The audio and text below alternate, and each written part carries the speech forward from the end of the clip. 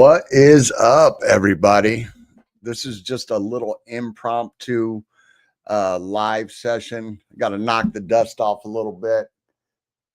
Oh, the reason John's not here is because I just kind of went live spur of the moment. So hopefully we can get through this. It's probably not going to be that good of a show, but I'm going to work my way through it. But man, what a day, right? Everything seems to be dumping. We've been dumping the past couple of days. Old Jerome Powell says that the stocks are highly overvalued. You know, everything is getting crazy. Just a little house cleaning. We are thinking about going back to do regular live streams. They will probably be at 5 p.m. PST. But there is going to be a lag. I go in for neck surgery on Thursday. So it's going to be at least a week after that to get past the initial stages where I can actually sit in place and everything like that. You guys probably see me in a neck brace or something like that. But yeah, other than that, let's get into it. Let's go just run. I only pulled up a couple stories. You know, I went on medical leave a week ago, and that's barely when I was able to get back in and get on top of everything. So have been out of the loop in crypto for a little bit, but let's get into some stories. First thing we are going to do, as always, let's check the market. All right. So let's get a full refresh real quick. Boom. So coming in at 3.9 trillion, that's up quite a lot since the last time we went live, you know, up 0.3% today. We got Bitcoin coming in at 111,776, down 0.5%. We got Ethereum at 4169, up 0.7. We have XRP at 287, up 1.3. BNB, wow, look at that. I think the last time we streamed, BNB was at 600 or less. And it is shot up to what, 1,013, up 2.7 just today. Sol back over 200 at 216, down 0.6. We got Doge coming in at 23.92, up 0.9.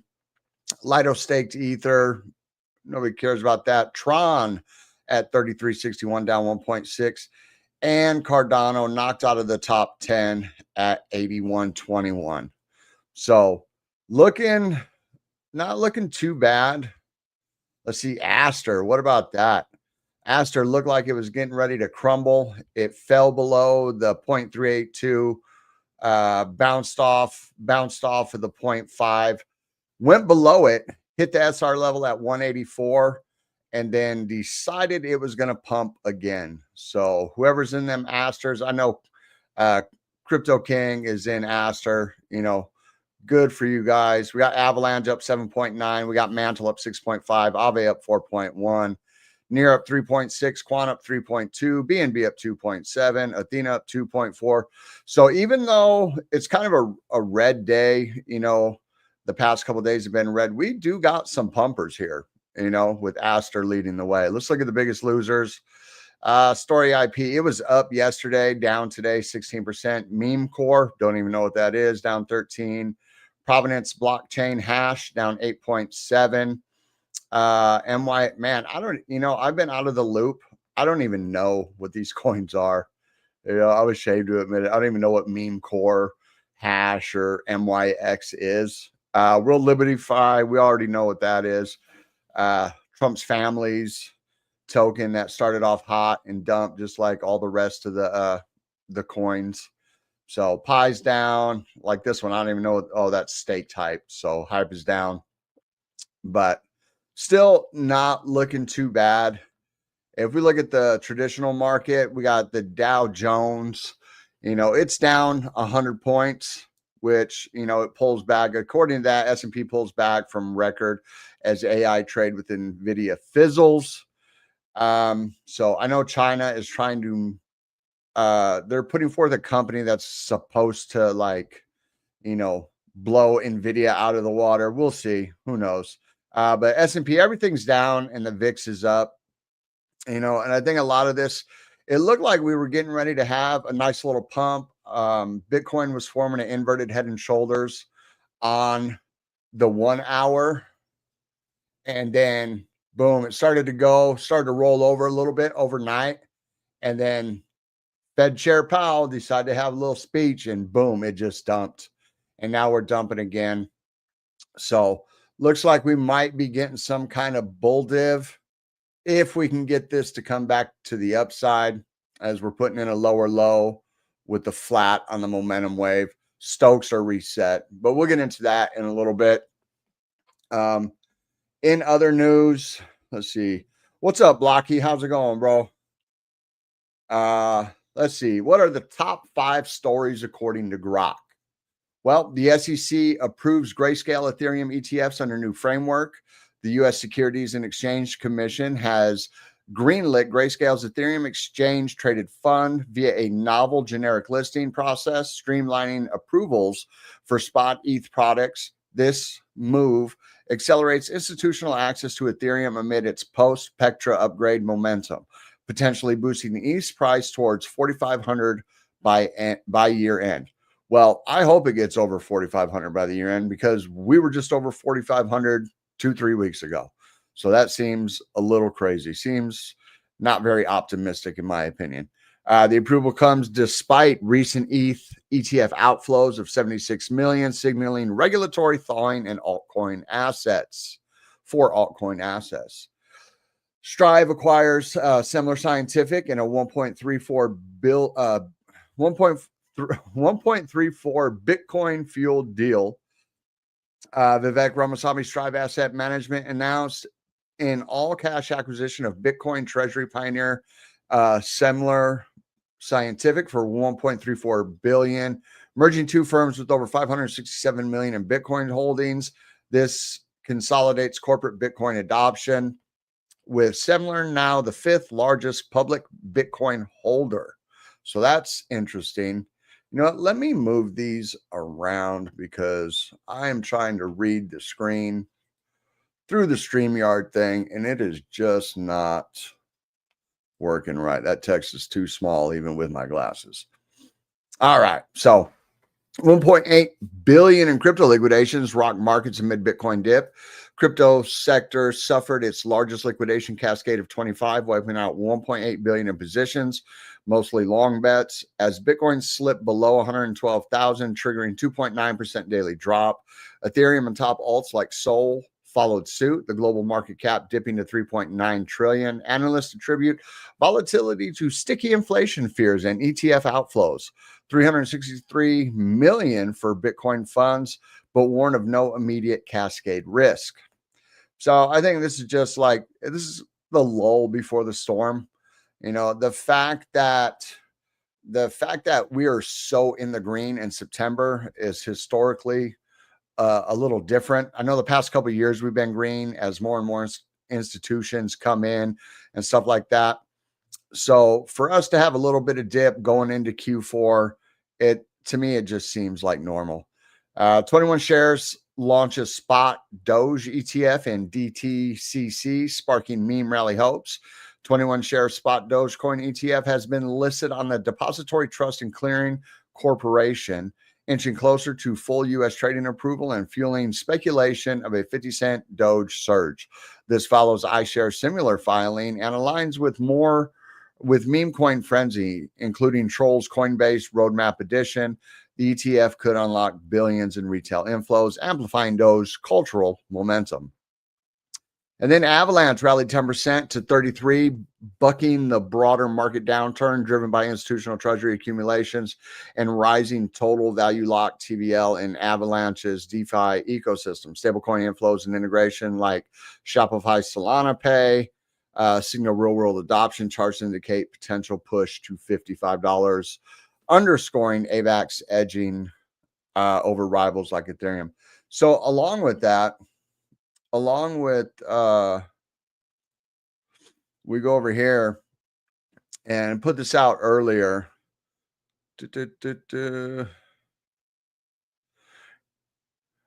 Well, so AgriForce rebrands as AVAX One, announces 550 million Avalanche treasury raise. AgriForce has rebranded to AVAX One and plans a 550 million raise to build an avalanche-focused treasury. So these companies, they're not just accumulating Bitcoin, they're accumulating everything. So is the bull run over? No, obviously not. We got more, we got more stuff ahead. We put out this earlier also. So, Cardano Foundation put out a thing, a roadmap saying, 8-figure ADA for stablecoin liquidity. And my question is, well, what happened to the USDC? They had an opportunity to bring over USDC several months ago, and I think it was only like $3 million or something like that. So why didn't they do that? Why did they go away from that? I think Cardano Foundation is corrupt, and they're just, lining their own pockets. Most organizations like this are corrupt in some form. The Ethereum Foundation is known for selling the tops and, a bunch of stuff. So Trump claims that 17 trillion committed in 8 months. Compare that to Biden in 4 years, less than 1 trillion investment. But where is this 17 trillion in investments going? That's what we want to know. We want to know the breakdown. Is it going into infrastructure? Is it going into technology? Is it going into bringing jobs back to America?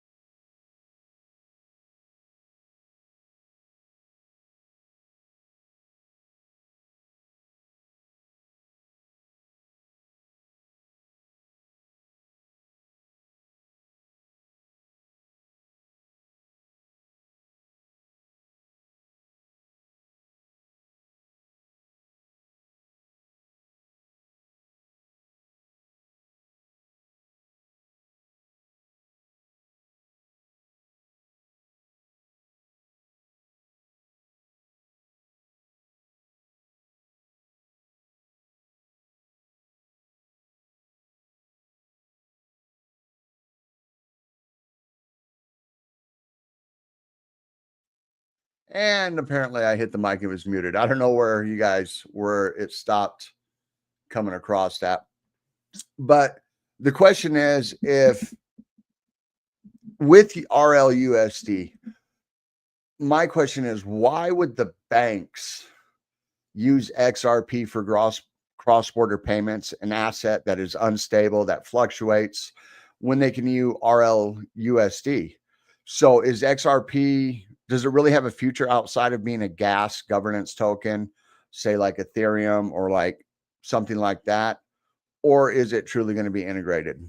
That is going to be what's yet to be seen. So then you got Mike Novogratz hailing Solana. We think Solana is going to be one of the blockchains that gets the lion's share of financial markets. Well, Mike, don't you have a Luna tattoo? And weren't you a big, big proponent of Luna right up into the crash? I don't know. So take Mike Novogratz for a grain of salt. And then Jerome Powell, inflation has eased significantly since its highs in 2022. He said that today in his speech. He also talked about the labor market and unemployment, how the labor market is softening, but unemployment's kind of flat. Then he goes on to say that he thinks stocks are overvalued and stuff like that. So that is yet to be seen. Nothing good ever really comes out of his mouth. You know what I mean? Even when he's dovish, he's still not dovish, So we'll see what goes on with that. If you guys haven't subscribed or followed us on X, do me a favor, go ahead and follow at Crypto Nightly 01 on X, just like the YouTube channel is at Crypto Nightly 01. If you haven't seen the show before, we usually go live in the evening. This is just an impromptu live stream. Get me, I need to knock the dust off a little bit. It's been a while since I've been on camera. And with John not here to banter back and forth, it's kind of just me monologue. It makes it even a little more difficult. So do us a favor, hit that like button, subscribe, share, tell everybody what you know. So on to a little bit of news. Contrary to what it said back here on Grok. So contrary to where did it go? So ETF outflows of 76 million, signaling regulatory thawing for altcoin assets. Contrary to that, BlackRock rakes in 260 million from Bitcoin and Ether ETFs as Wall Street floods in. So Grok is saying that everybody's exiting. Crypto news here is saying that everybody is flooding in. And when we go down a little further, BlackRock Bitcoin and Ether ETFs are now bringing in more than 260 million annually, according to figures shared by Leon Weidman, head of research for On-Chain Foundation, formerly the Lisk Foundation. In less than 2 years, BlackRock's ETFs have earned $250 million with 218 million from Bitcoin products and 42 million from Ethereum products. According to Weidman, this isn't experimentation anymore. The world's largest asset manager has proven that crypto is a serious profit center. So, and then they go on and they talk about the comparisons. Many fintech startups spend a decade trying to reach the kind of revenue. Success shows that crypto ETFs are no longer just a test run, but a major source of income in the world's largest asset manager. Weidman added that every pension fund, sovereign wealth fund, and insurance company will now use BlackRock as a benchmark. And I do believe that. I do believe that, we're going to see more and more pension funds, sovereign wealth funds, everybody entering into crypto, primarily Bitcoin, but I'm sure Ethereum will be in there. Ethereum is the biggest by market cap, with the front runner advantage of being like a blockchain computer, being the layer one of everything that people build on top of. So we are quite early, I should say. If the asset manager can extract 260 million annually from Bitcoin and Ethereum, Wall Street institutions around the globe are now forced to take crypto seriously, not as future tech, but as a business opportunity they're already late to. So, and it just goes on to show more demographics. On top of that, speaking of layer twos, Vitalik came out and was talking about Base. So Ethereum founder Vitalik Buterin says L2 Base is doing things the right way. Vitalik Buterin backs Coinbase's L2, saying it's doing things the right way, despite critics who worry about centralization. So, Base is definitely centralized. The very few validators, I believe, but it's definitely centralized and ran by Coinbase, But in this day and age, what truly is decentralized? Everybody claims decentralization. Cardano's decentralized. We have community governance now. Yeah, but that may be true. But when you have foundations like the Cardano Foundation owning the lion's share of the tokens or being able to sway governance votes and stuff like that, is it truly decentralized? I don't think any blockchain will ever be truly decentralized. I mean, Bitcoin's probably the closest. I actually think Cardano is a little more decentralized than Bitcoin as far as like token allocation, but it's a scale. It's a sliding scale. It can never be truly decentralized, in my opinion. Not for many, many years. So Ethereum founder Vitalik Buterin praised Coinbase's L2 network Base for doing things the right way by balancing centralized UX improvements with Ethereum's decentralized security. Base has grown to hold 15 billion in assets since debuting in August 2023, though it peaked above 16 billion earlier this year. Critics argue Base's centralized aspects could theoretically allow fund theft, but Buterin defended L2 networks as extensions of Ethereum that provide non-custodial security. So basically, he just goes on to talk about it, breaks down, what an L2 essentially does. So like ZK sync and ZK rollups and all that stuff. Basically, what they do is they take You do your transaction on top of the L2. It combines a bunch of transactions together to one big transaction it processes on Ethereum and then sends back the data. So all the transactions are actually being done on Ethereum.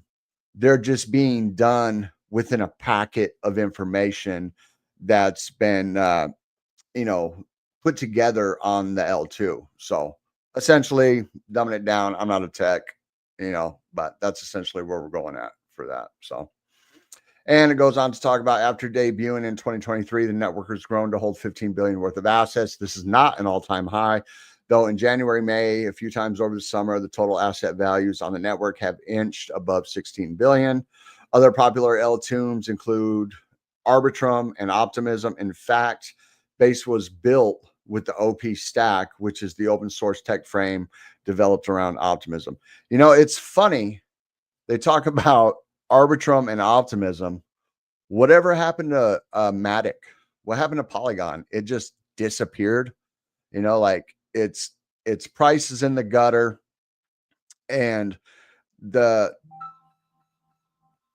dev. Ooh, I cannot take that call right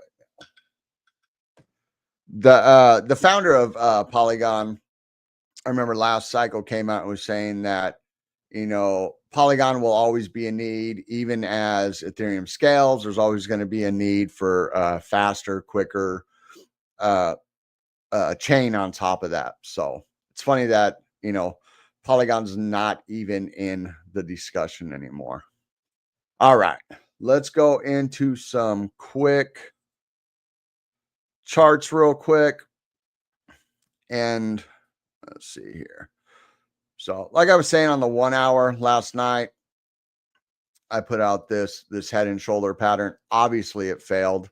It came, we started, boom, we got the rollover, and then we got the dump this morning. So where does that leave us now, though? That is the question, right? Everybody wants to know, are we going back down? What is going on? Does look like this is going to be invalidated. So let's go to the daily. This has been building for quite a while. We broke out of the falling wedge, and it looked like we were, we were following this line all the way up, right up here to about $135,000. And then our momentum was just too overheated. Stokes were too high, and we started to roll. And then boom, yesterday we just dumped, right? Well, when we're looking at the momentum waves and everything down here, you can see that the Stokes have finally come back down. The VWAP is starting to flatten out a little bit. The momentum is breaking down, and the money flow is going down. So I would expect at least another couple days of this. Heck, we might even bleed into the end of the quarter. It's quite possible we bleed all the way into the end of the quarter. This was just not sustainable. I don't know if it's lack of volume, lack of interest, if it's just people pulling profits because it's the end of Q3. It could be anything. We were waiting for the FOMC meeting. What was that? Right here on about the 10th. No, it wasn't on the 10th. My bad. Right here on the 17th, you can see right after the FOMC meeting, even though we got the rate cut, which was basically baked in or was being accumulated right here, buy the rumor, boom, FOMC meeting, sell the news, boom, we come back down. Either way you want to look at it, there is just not the volume right now. Everybody was screaming alt season. And I kept saying that this isn't alt season. This is the preseason. This is where people are loading up, where the big boys are loading up for the violent movement that we're going to have in Q3, Q4, or in Q4. So I do think we are still going to get that big movement in Q4, and that it's going to be quick. It's going to be high. And then we're going to get a pullback going into December. I mean, that's just my feeling. Nothing else is showing that. Except when we come to the weekly, if we're looking at the weekly, let's get rid of this. Boom. So the weekly has now fallen back to the 21. You know, it broke out of the wedge. Boom. Shooting star, change of direction. And now we have fallen back to the 21. Okay. We need to stay above this 111. You know, granted, we got 5 days, 5 hours before the weekly closes. Anything could happen. That is an eternity in crypto, right? But we really need to stay above this candle. So about 111.15. And at the very least, we need to stay above this 108 range. Because when we start losing this, we start dumping back down to the 50. We're getting back down into the high 90s. And as you can see, we got the red dot on the momentum wave. Granted, this is not confirmed yet. You know, we're only a couple days into, not even a couple days, you know, almost 2 days into the week. But the VWAP has changed back to the downside. You got the RSI rolling over right here back to the downside. Stokes looked like they were getting ready to take off, have started to come back to the downside. So this, you know, we might just get one final push. And if you guys remember last year, my top, I called 136. You know, I called 136, 589, the 589, just kind of be funny, you know, the XRP top or whatever. But we may only get up to here. Everybody was calling for 250, 300,000. You know, now people are still calling for 200,000. Last cycle, they were calling for 300,000, and they dropped it down to 100,000. So in my opinion, if everybody's calling for 200,000, we're definitely not going to hit 200,000. You know, we may hit 175, but I think 136 to 150 is probably going to be the top before the end of the year. Now, are we going to go into a super cycle? It's possible. It's possible, but until the 4-year cycle breaks, I'm sticking with the 4-year cycle. So until, I mean, we get, you know, they're telling us we're going to get 2 more, right? So we got 2 more FOMC meetings this year. We have one either the last week of October or the first week in November, and then we have one in mid-December. So they're calling for more rate cuts on those 2 FOMC dates, which is quite possible. That could propel us a little bit higher. And then Powell's out in 2026. You know, Powell is gone, and then Trump's going to appoint a new FOMC president. You know, have to get voted in, however they do it. And best be sure, though, that he's going to appoint somebody that fits his agenda. And his agenda is pushing the stock market. So if, say, we do get another one in, and that leads to another 1 or maybe 2% in rate cuts, it's going to get crazy. And this thing could extend all the way through 26 into 2027. But it's all hypothetical. We won't know until it comes. You just have to stay vigilant, look at the charts. So let's look at ADA real quick. Okay, so ADA on the weekly, same thing. We had a bearish cross back here where the 50 crossed the 21, and we've lost this SR level at 86 cents and came back down, and now we're putting in a lower low. That's on the weekly. We got the red dot. You know, everything is going down. Your Stokes are going down, your RSI is going down, momentum's going down, VWAP's going down. But it looks like money flow. Oh, no. So money flow was going up, and then it flattened out. But you got everything coming to the downside on the weekly. And granted, the price can still pop even while these things are going down. It does show the overall momentum of things, and it shows the overall momentum is coming down, right? So those are things to take into consideration. And you also have to take into consideration that this is the weekly. This is a massive time, a massive time frame. And a lot of these are lagging indicators. So if we go out here you know, if we come out to here, this is November 3rd right here. That's not very far away. And it could still be coming down here into November 3rd. You know, your VWAP is nice and pointed down, but price can still pump. As you can see right here, you know, we had momentum coming down back here in 24. We still had some pumps in there. So boom, pump.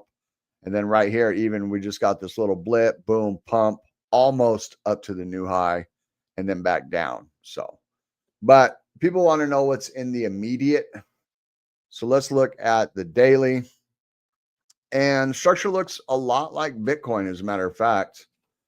You know, we had this, you could say this was, we had a shoulder,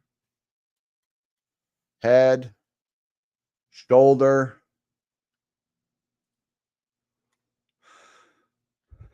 neckline, and it just didn't have the gumption to break above that, you know, and this is from Friday.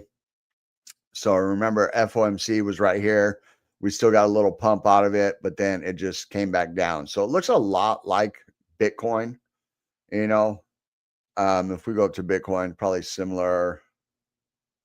So it's similar right here where you have the shoulder, the head, maybe a little shoulder, and it come down like that. Similar, not exact, right? So I would be watching, you know, we already lost to 21 on the daily. Let's get rid of this. And I personally would just be sitting back. Whoops, what is going on here? Even my keyboard skills are a little rusty. All right, there we go. Get rid of that. So we're still coming down, but we are getting the VWAP. The VWAP is flattening out on the daily, which is good. So we're starting to flatten out here. Stokes are reset. That's this line right here. RSI is still coming down. So if we get a cut, if this VWAP starts to turn and come back up, then the momentum will follow it. See if we have any. Let's see here. Nah, no kind of divs or anything like that. But right now, in my opinion, it's just it's a real good time to accumulate. I personally picked up some more algo and some more vet. I think they are extremely underpriced. Although this is concerning now that I look and see that we've lost the daily on the 200 and we are in this descending triangle right here. So we could just come back down a little bit, but you can see right here, we got price action and we have momentum. Definitely a bullish div printing. We get today's candle turn a little bit of red, possibly have some tweezer bottoms right here, and we move to the upside. Either way, we have a spinning top right now, and that closes in 3 hours and 54 minutes. So if it holds right there, we have a spinning top, which could denote a change in the market. So kind of like right here where we have this shooting star right here, boom, started to change to the upside. You know, there's a kind of a long bodied spinning top right here, a little bit sideways, and then a pump. So that's what I'm looking at. And on vet, picked up some more vet. To me, they're just criminally underpriced. So that's why I picked some up. But you can see we fell right through the 200 on the daily right here. So other than that, that's about all I have today. Like I said, I'm just going to keep it short and sweet, trying to knock the dust off. What's going on, Jay Coco? What's going on, Jaleesa? Sorry, the thing was up here on the side. I did not see your comments till right now. DPD2, what's going on? Down L, yes, we are going down, but boss is going up. I hope the bosses are going up. Unfortunately, stuff is not looking good. John and I will eventually, his schedule's crazy. The only reason my schedule's not crazy right now, because like I said earlier in the show, I am on medical leave right now. So I go in for surgery on Thursday, get past the initial pain where I can actually sit and everything like that. And then we'll probably be doing, I'm going to be off for like 3 or 4 months. So as I'm recuperating, I'm going to be putting a whole bunch of time and effort back into the channel, trying to get everything up and running. Maybe some daily content on top of live streams. I know John's schedule is still crazy as heck. We did talk a little bit about both of us doing the live stream at 5 p.m. PST. I'm not exactly sure what his final answer is going to be or if his schedule will allow it. So we still got to talk some more. I'm sure we'll be putting on a statement eventually. But other than that, you guys have a great day. It feels good to get back on here and, blab a little bit to the camera. And, thank you, Jaleesa. Thanks, Steve. So you guys have a great day. And you know what? I'll go live again tomorrow. I'll go live again tomorrow. I don't know if it's going to be at this time, but I will definitely go live again tomorrow, even if it's for just like a half hour. It will probably be closer to 5 p.m. PST, which is the time I'm hoping that will go live permanently. So, all right, y'all have a great day. Don't forget, buy the dip.